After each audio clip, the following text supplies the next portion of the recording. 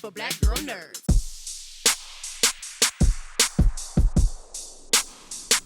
So, Miss Stone, you just don't plan on aging at all then, right? That's how we're going to start this, with this beautiful face and skin and hair.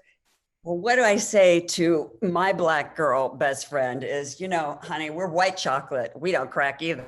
I know that's right. I know that's right. Period. Sharon, your character, I loved it. So glamorous, was so calculating, and you just never knew what you were going to get when you were dealing with Lenore.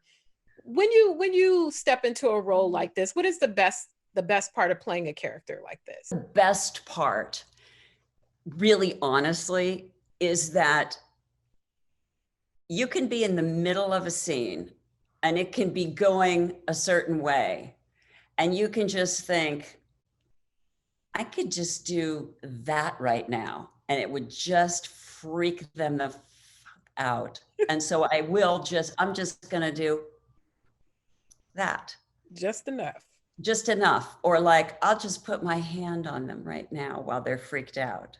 Mm-hmm. And the person will just, you could just, when you play such a weirdo, you can take any kind of direction at any time based on the other person.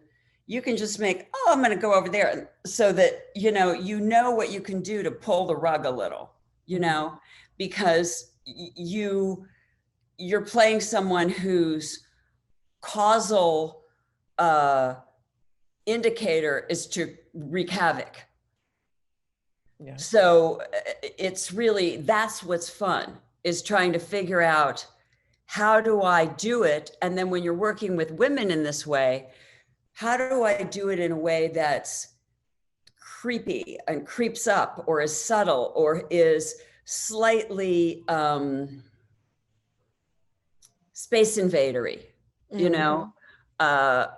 or is weirdly threatening, but it doesn't seem like you're threatening. Do you know what I mean? Because right. women have other ways that we communicate.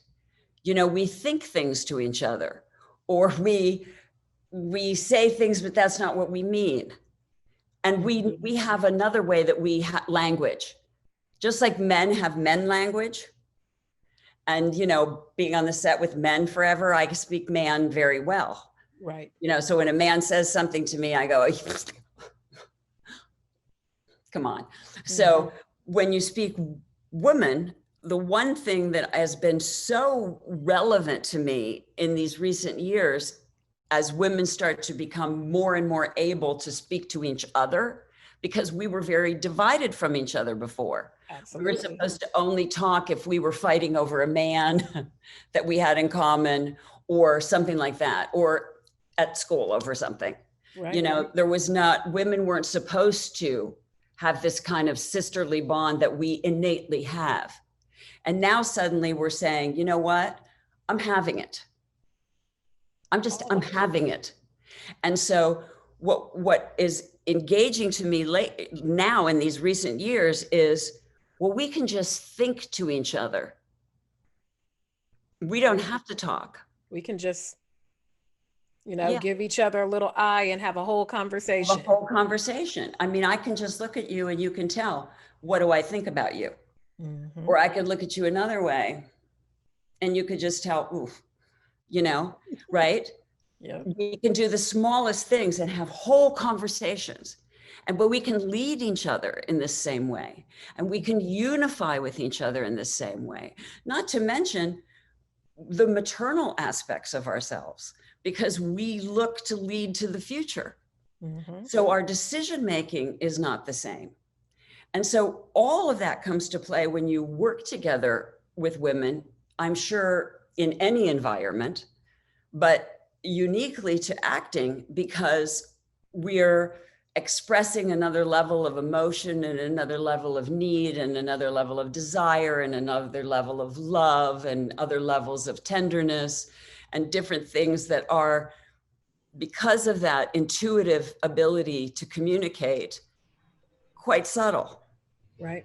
And Ryan provides an environment that's not only open to that, but it thrives on this. It thrives on what do you bring that's unique and separate from the straight line road. Mm-hmm. And that's really great. It's refreshing. It's refreshing and it's safe. Absolutely. Thank you, Sharon. They are giving me the hook. You are gorgeous. I enjoyed you, and I hope to talk to you again in the future.